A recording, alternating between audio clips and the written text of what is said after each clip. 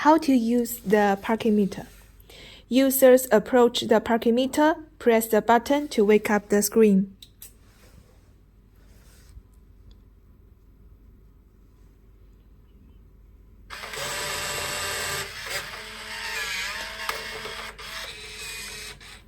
Then input the license plate number. Confirm and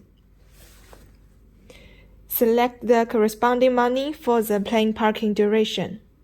Users can choose to pay using banknotes, coins, and we can also customize credit card readers or mobile payments.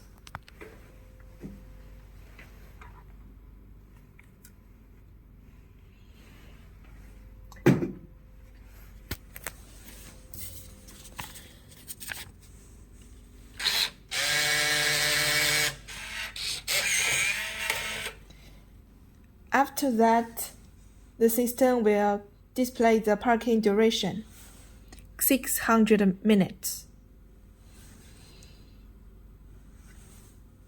Upon confirmation, the system prints a parking invoice. That's all.